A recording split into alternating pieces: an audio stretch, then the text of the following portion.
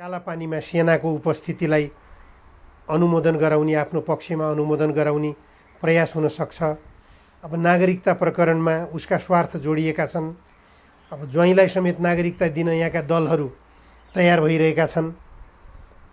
अब भारतले विदेशी बुहारीलाई 7 वर्षमा नागरिकता दिन्छ, त्यही रेसिप्रोकल बेसिसमा नेपालले पनि 7 वर्षको प्रावधान राख्दाखेरि भारतको सत्ता पक्ष रिसाउँछ, उल्टै नेपालका दलहरूलाई उचाल्छ भनेपछि अब भारतले जे पनि गर्न सक्छ। तर नेपालका राजनीतिक दलहरूले एमसिसी प्रकरणमा त्यति सजिलै हात हाल्न सक्लान् जस्तो मलाई लाग्दैन। किनभने प्रत्यक्ष रूपमा छिमेकी राष्ट्र चीनको स्वार्थसँग पनि जोडिएको मुद्दा हो एमसिसी भन्ने कुरा।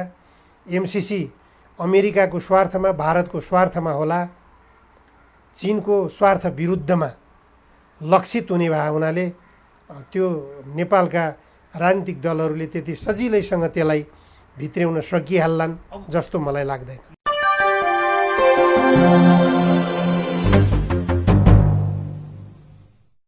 राष्ट्रिय पुनर्जागरण अभियानका प्रवक्ता तथा जनधारणा साप्ताहिकका सम्पादक निमकान्त पाण्डे सरलाई हाम्रो च्यानलमा स्वागत छ। धन्यवाद। अब सबैभन्दा सुरुवातमा एउटा सम्पादकको हिसाबले होइन, सञ्चार माध्यमहरू वास्तविक समस्या उजागर गर्न नजिक छन् वा गलत दिशामा गइराखेको के पाउनुहुन्छ? नेपालका सञ्चार माध्यमहरूले त जे गरिराखेका छन् त्यो निकै ठिक गरिरहेछन् जस्तो लाग्छ मलाई। न कसैको बदख्वाइ गरिराखेका छन्, न त अनावश्यक किसिममा नचाहिँदा प्रसङ्गहरूलाई उचाल्ने र उछाल्ने काम गरेका छन्। सञ्चार माध्यमहरूले अहिलेको परिस्थितिमा खास गरेर कोरोना भाइरसको सङ्क्रमणको सवाल र बाढी पीडितहरूको पीडाको सवाललाई सञ्चार माध्यमहरू अब बजारमा आउन नसके पनि अनलाइन माध्यमहरूबाट समेत र एफएमहरूबाट समेत र टेलिभिजनहरूबाट दिएकै जस्तो लाग्छ मलाई। सञ्चार माध्यमहरूले, नेपाली सञ्चार माध्यमहरूले आफ्नो कर्तव्य निर्वाह गरेकै छन् जस्तो लाग्छ। अब हाम्रा छिमेकी मुलुकहरू, अन्तर्राष्ट्रिय जगतहरूसँग तुलना गर्दाखेरि हाम्रो सञ्चार माध्यम कहाँसम्म पुग्यो जस्तो लाग्छ? छिमेकीहरूको अब कुन छिमेकीलाई तुलना गर्ने हामीले भन्ने कुरा हो। अब हाम्रा दुईटा ठुला छिमेकी मुलुकहरू छन्, उत्तरतिर चीन, दक्षिणतिर भारत। अब भारतीय सञ्चार माध्यमहरूको अवस्था के छ भन्ने कुरा पछिल्लो चरणमा नेपालको राजनीति बारेमा जुन किसिमबाट अनर्गल प्रचारमा भारतीय सञ्चार माध्यमहरू उत्रिए, जसको परिणामस्वरूप नेपाल सरकारले नै उनीहरूलाई कारबाहीको दायरामा राखेर प्रतिबन्ध समेत लगाउनु पर्यो। त्यसबाटै पनि अब छिमेकीहरूको अवस्था के छ भन्ने कुरा स्पष्ट छ। अब उत्तरतिरको चीनतिरको सञ्चार माध्यमको पनि एउटा पाटो नकारात्मकता प्रचारित भयो नि त। जस्तो सगरमाथा चीनको हो भनेर एउटा सञ्चार माध्यमले लेख्यो, त्यसको खण्डन उनीहरूले आफै गर्नु पर्यो फेरि। त्यसकारण छिमेकी देशहरूको मामिलामा लेखेर अथवा बोलेर नेपाली सञ्चार माध्यमहरूले अहिलेसम्म खण्डन गर्नु परेको चाहिँ मेरो जानकारीमा छैन। हामी भन्नाले अब यो सभ्य तरिकाले अगाडि बढिराखेको छौँ भन्न निश्चित रूपमा छिमेकी, खास गरेर छिमेकी मित्र राष्ट्रहरूसँगको सम्बन्धको सवालमा नेपाली सञ्चार माध्यमहरू अत्यन्त जिम्मेवारीपूर्ण ढङ्गले अगाडि गइरहेका छन्। बरु यदाकदा कहिलेकाहीँ हाम्रा सञ्चार माध्यमहरू आफ्नै देशको सार्वभौम सत्ताको सवालमा र राष्ट्रिय स्वाधीनताको सवालमा कता कता चिप्लियौँ कि भन्ने जस्तो पनि लाग्छ। त्यो सवालमा सञ्चार माध्यमहरू अलिकति जिम्मेवारी बोध गर्न नसकेको जस्तो देखिएकै हुन्छ पटक पटक। अब सञ्चार माध्यमसँग जोडिएर अब विशेष गरेर त हाम्रो पोलिटिकलतिरकै बढी कभरेज होइन, त्यो देखिने भएको कारणले गर्दाखेरि राजनीतिमा जति उतार चढावहरू जो भइराखेको छ त्यसको सही विश्लेषण सञ्चार माध्यमहरूले गर्न सके या सकेनन्, कस्तो देख्नुहुन्छ? नै नेपालको सञ्चार माध्यमको एउटा विशेषता के छ भनेपछि राजनीतिक सापेक्षता बढी देखिन्छ। स्वतन्त्र पत्रकारिताको अभाव त पक्कै पनि छ। राजनीतिक सापेक्षताले कुनै दल विशेषका अत्यन्त जघन्य खालका कमी कमजोरीहरू भए पनि तिनीहरूलाई ढाकछोप गर्ने नेपाली सञ्चार माध्यमहरूको एउटा बडा नकारात्मक पाटो छ। त्यसलाई चाहिँ उजागर गर्नै पर्ने ठान्छु म। जस्तो उदाहरणको लागि म के भन्छु भने अहिले सत्ता सञ्चालन गरिरहेको डबल नेकपा, नेपाल कम्युनिस्ट पार्टी नेकपा भनिन्छ, उनीहरू भित्रका कमी कमजोरीहरूलाई उनीहरूसँग सत्तासँग नजिक भएका सञ्चार माध्यमहरूले उजागर गर्न चाहँदैनन्। जुन सञ्चार माध्यमहरूले उजागर गर्न खोजिरहेका हुन्छन् र उजागर गरिरहेका हुन्छन् उनीहरूलाई सत्ताको आँखाले निकै वक्र दृष्टिकोण लगाइराखेको हुन्छ र उनीहरूलाई हरेक कोणबाट प्रतिबन्ध लगाउन सकिने कानुनी र संवैधानिक व्यवस्था नभएको हुनाले उनीहरूलाई विज्ञापन पाउनबाट रोक लगाउने, उनीहरूमा आर्थिक सङ्कटको सृजना गरिदिने जस्ता गतिविधिहरू सत्ताले गरिराखेको छ। त्यसले गर्दाखेरि सञ्चार माध्यमहरूको एउटा व्यवस्था मैले पञ्चायत कालमा पञ्चायती व्यवस्था अथवा तत्कालीन राज संस्थाका विरुद्धमा लेख्न पाइँदैन थियो। मैले पञ्चायत कालको पत्रकारिताको पनि अनुभव सँगालेको हो। त्यस आधारमा भन्नुपर्दाखेरि अब अहिलेको पत्रकारिता पनि सत्ताको विरोध गरेपछि हरेक किसिमका सरकारी सुविधा र सहयोगहरूबाट वञ्चित हुनुपर्ने हो कि भन्ने त्रासपूर्ण मनोभावनाबाट सञ्चार माध्यमहरू गुज्रनुपर्ने अवस्था आइरहेको छ। अब सरकार सञ्चालन गरेको पार्टीमा अहिले किचलो छ होइन। अब सञ्चार माध्यमहरूले जो कुरा उठाइरहेको छन् त्यहाँको यो किचलोको बारेमा यो सही विश्लेषण भएर आइरहेको छ या तोडमोड भएको छ, कस्तो देख्नुहुन्छ? सत्ताभित्रको किचलो बारेमा त सञ्चार माध्यमहरू मैले अघि भनिहालेँ सापेक्षतामा गइराखेका छन्। कतिपय सञ्चार माध्यमहरूले सत्ताको स्तुति गान गाइराखेका छन् भनेपछि कतिपय सञ्चार माध्यमहरूले सत्ताको विरोधमा बोल्नै नपर्ने कुरा पनि विरोधमा बोलिराखेको देखिन्छ। तर विरोध गर्नै पर्ने विषयमा सञ्चार माध्यमहरू चुकिरहेका छन्। जस्तो उदाहरणको लागि म के भन्छु भनेपछि सत्ताभित्रका र सत्ता बाहिरका पनि सत्तासीन दलका नेताहरूमा अमेरिकी सहयोगको नाममा आउन प्रयास भइरहेको एमसिसी प्रकरण जो छ, एमसिसी प्रकरणको पक्षधर्ता अत्यन्त नाङ्गो रूपमा केही नेपालका सञ्चार माध्यमहरू प्रस्तुत भइराखेको देखिन्छ। अब यथार्थ के हो एमसिसीको भन्ने कुरा यथार्थ रूपमा प्रस्तुत गर्न सकिरहेका छैनन्। खालि राजनीतिक गुटगत सापेक्षताको हिसाब किताबले प्रचार प्रसार गरिरहेका छन्। सत्तासीन नेकपाको केन्द्रीय कमिटी बैठकले एमसिसी अध्ययन कार्यदल गठन गर्यो। पार्टीगत हिसाबले कार्यदल गठन भइसकेपछि उनीहरूले कार्यदलका नेताहरूले अध्ययन गरे, त्यसको प्रतिवेदन समेत पेश गरे।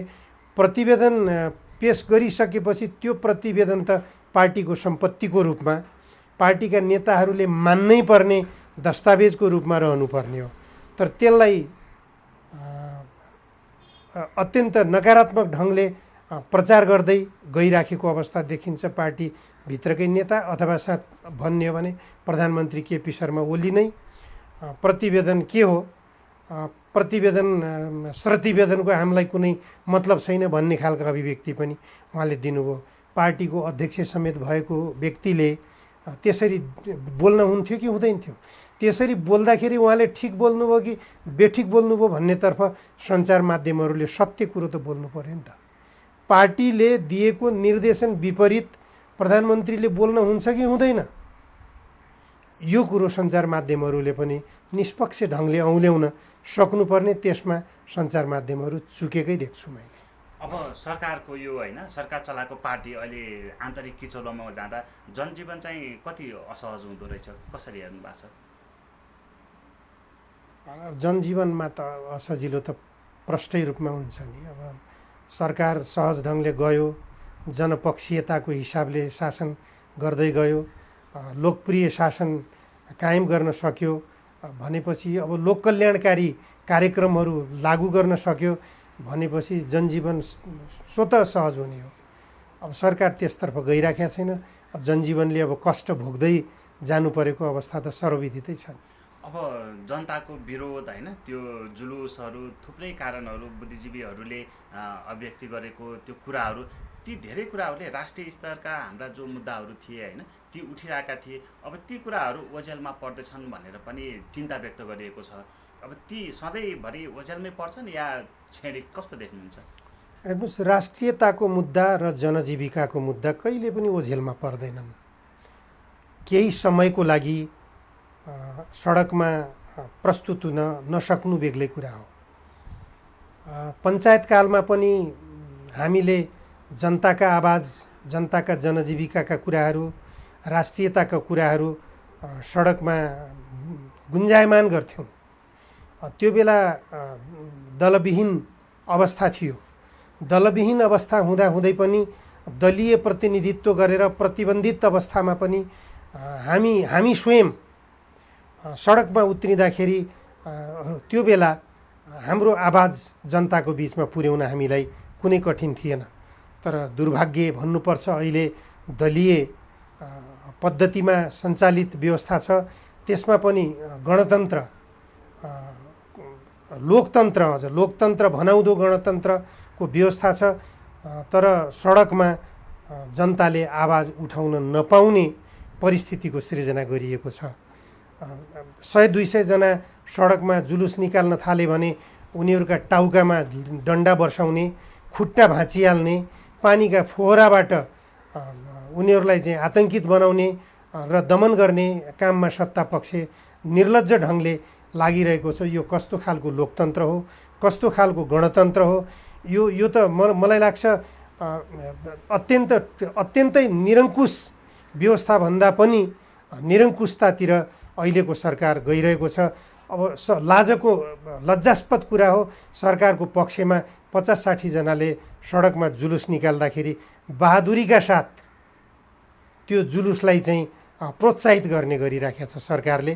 त्यसलाई चाहिँ प्रहरीले दमन गर्दैन। तर सरकारको विरोधमा, भ्रष्टाचारको विरोधमा, आर्थिक अनियमितताको विरोधमा, यहाँ जति पनि भइराखेको छ राष्ट्रियता विरुद्धका गतिविधिहरूका विरुद्धमा सडकमा उत्रने जनतालाई डन्डा बर्साएरै तह लगाउने काम गरिराखेको छ सरकारले। यसबाट सरकारलाई निश्चित रूपमा फाइदा हुँदैन, देशलाई ठुलो नोक्सानी पुग्छ। देशलाई नोक्सानी पुग्नु भनेको सरकारलाई निश्चय पनि फाइदा होइन भन्ने कुरा सरकारले पनि बुझ्नुपर्छ जस्तो लाग्छ मलाई। अब यो नागरिकता नक्सा होइन, यो एमसिसी, यी मुद्दाहरूमा चाहिँ यो विदेशीको हस्तक्षेपहरू नाङ्गो रूपमा देखिरहेको छ भनेर भन्छन् होइन। तपाईँ पत्रकारितामै लामो समय अनुभव सङ्घालिसक्नु भएको, कस्तो देख्नुहुन्छ यो विषयलाई चाहिँ? मैले अहिले जुन ढङ्गले एमसिसीलाई जबरजस्तीपूर्वक ल्याउन खोजिएको छ र नागरिकता प्रकरणले जुन ढङ्गले विवादको उठान गरिरहेको छ, यो गतिविधि देख्दाखेरि मलाई चाहिँ के लागिराखेको छ भनेपछि कतै 8 दल तत्कालीन माओवादी सहितका 8 दलहरूले दिल्लीमा पुगेर जो 12 बुँदे सम्झौता गरेका थिए, त्यसको प्रस्थान बिन्दु नै गलत त थिएन। त्यो भित्रको केही समझदारी गलत त थिएन, सम्झौता गलत त थिएन। यस्तै खालका गतिविधिहरू गर्नको लागि 12 बुँदे सम्झौता गरिएको त थिएन। त्यतातिर प्रश्न उठाउन मलाई मन लागिरहेको छ। किनभने अहिले सडकमा राष्ट्रियताको मुद्दा उठान गर्नै नदिने, नागरिकताको विषय उठान गर्नै नदिने र सरकारले गरेका आर्थिक अनियमितताका विषयमा आवाज उठाउनै नदिने जुन गतिविधि गरिरहेको छ र त्यसमा विदेशी शक्तिहरूले पनि सरकारलाई प्रोत्साहित गर्ने, खास गरी भारत र अमेरिकाले अब नेपाल सरकारलाई प्रोत्साहित गर्ने, जनदमनलाई झन् उत्साहित गराउने खालका जुन गतिविधिहरू देखा परिरहेका छन्, यी सबै गतिविधिहरूले गर्दाखेरि 12 बुँदेको प्रस्थान बिन्दु नेपालको वर्तमान अवस्था हो जस्तो लाग्न थालेको छ। अब यो मैले किन पनि भनिरहेको छु भनेपछि अब हुन त यसलाई यस्तो खालको अभिव्यक्तिलाई अथवा 12 बुँदे सम्झौताको विरोधलाई प्रतिगमनकारी भनेर पनि आरोप लगाउने गर्छन्। अब सबैभन्दा क्रान्तिकारी धारको रूपमा देखिएको विप्लव नेतृत्वको नेपाल कम्युनिस्ट पार्टीले समेत 12 बुँदे सम्झौता जनयुद्धको विरुद्ध केन्द्रित थियो भन्ने कुरा अब आएर पुष्टि भइसक्यो भन्ने निष्कर्ष उनीहरूले निकालिसकेका छन्। त्यसले गर्दा क्रान्तिकारी धारले पनि 12 बुँदे सम्झौताको विरोध गर्नु भनेको यो 12 बुँदे सम्झौताको प्रस्थान बिन्दु नै गलत थियो। राष्ट्रियताको मुद्दा अहिले कमजोर बन्नु, नागरिकताको मुद्दामा सरकार चिप्लिन खोज्नु, एमसिसी जस्ता राष्ट्रलाई विखण्डन तुल्याउने खालका र छिमेकी मुलुकहरूलाई समेत टुक्र्याउने मनसा लिएर छिमेकी मुलुकका विरुद्धमा केन्द्रित हुने गरिकन आउन खोजेका जुन गतिविधिहरू छन्, यस्ता खालका गतिविधिहरू नै 12 बुँदेका प्रस्थान बिन्दु थिए भनेर भन्न अब ढिलो गर्नु हुँदैन भन्ने लाग्छ मलाई त। अब प्रधानमन्त्रीज्यूको जो पार्टी होइन, नयाँ पार्टी जो खोल्नु भएको छ उहाँकै निर्देशनमा खोलियो भनेर भनिएको पनि छ होइन। अब शेरबहादुर देउवासँग अथवा तराई केन्द्रित दलहरूसँग उहाँको जो सामिप्यता बढिरहेको छ नि, यो एमसिसीकै कारणले हो या अन्य के देख्नुहुन्छ? बढी मलाई पनि त्यस्तै लाग्दछ, किनभने अब नेपाली काङ्ग्रेसको तर्फबाट शेरबहादुर देउवा लगायतको उहाँहरूभित्रको अन्तर्द्वन्द्व भइरहेको अवस्था भए पनि नेपाली काङ्ग्रेसले समग्र रूपमा एमसिसीको पक्षमा वकालत गरिराखेको छ। अब सत्तारूढ दल पनि खास गरेर केपी ओली पक्षधरहरूबाट एमसिसीको वकालत गरिएको छ।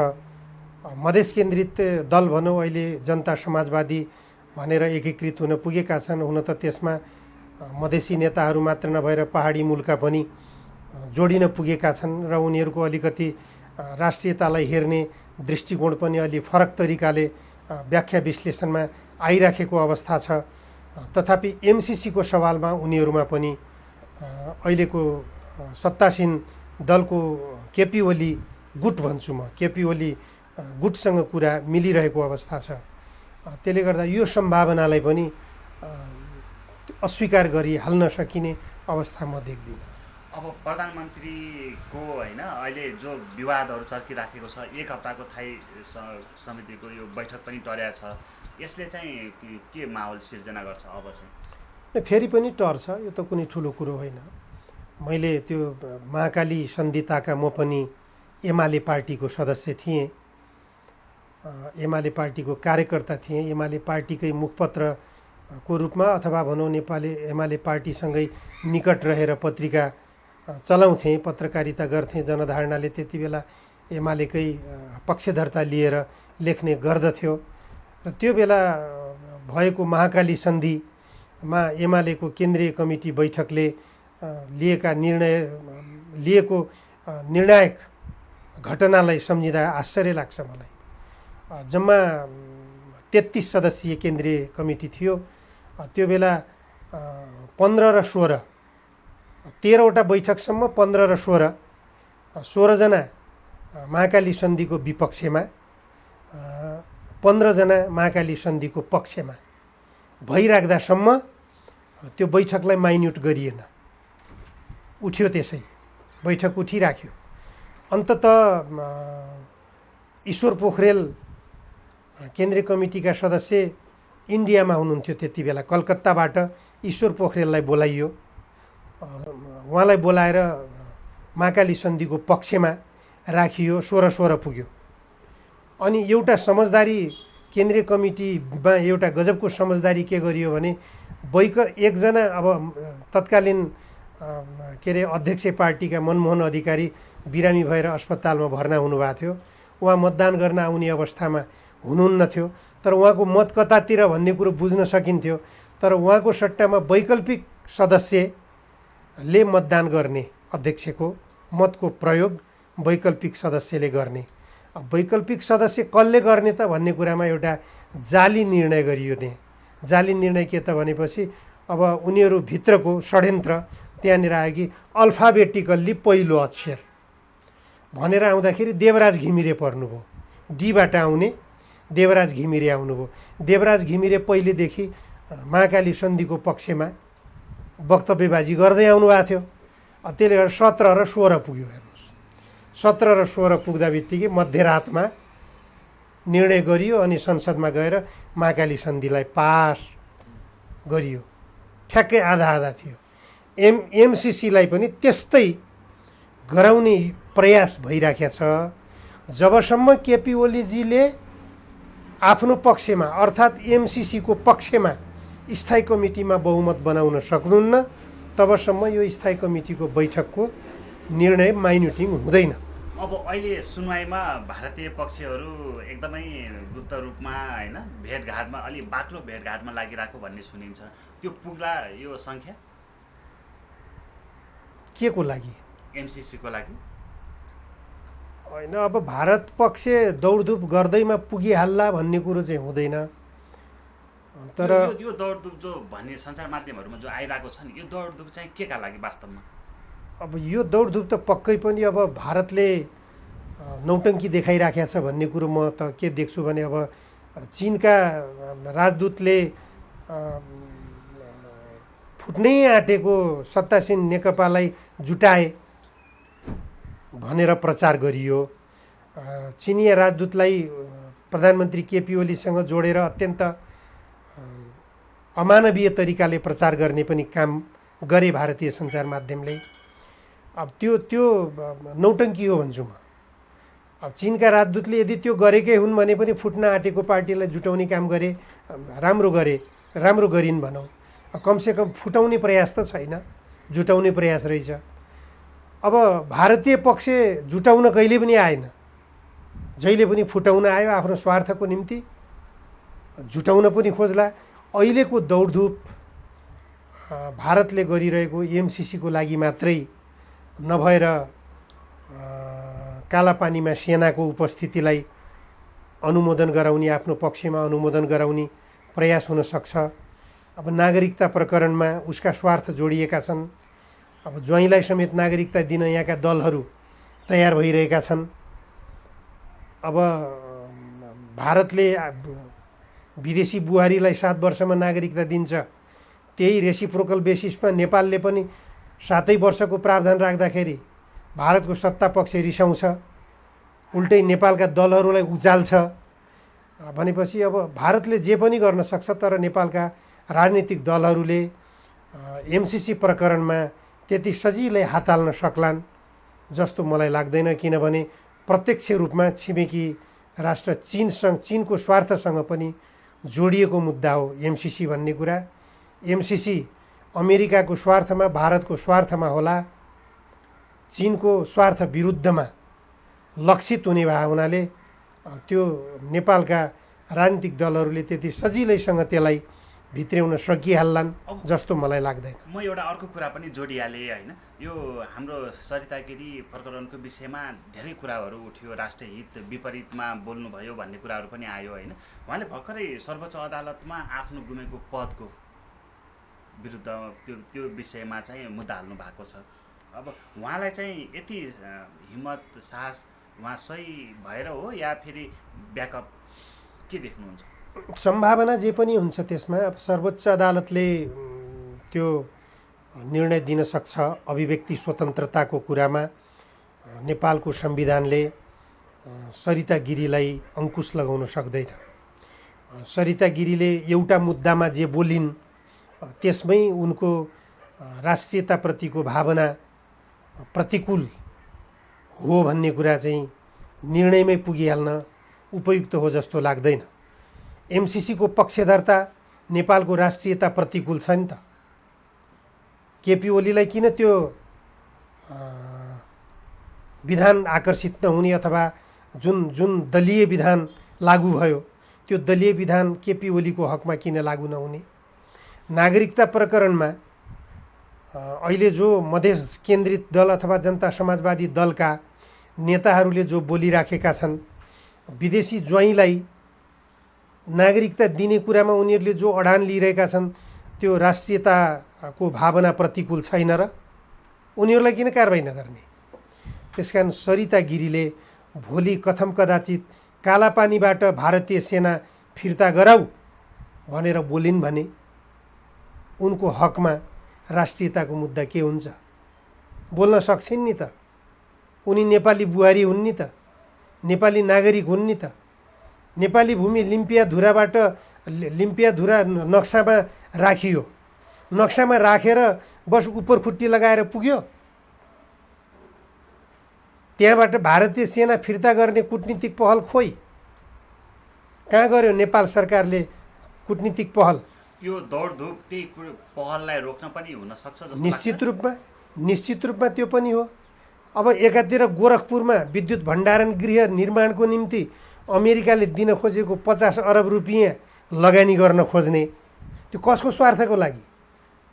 गोरखपुरमा विद्युत भण्डारण गृह नेपालको लागि हो कि भारतको लागि हो?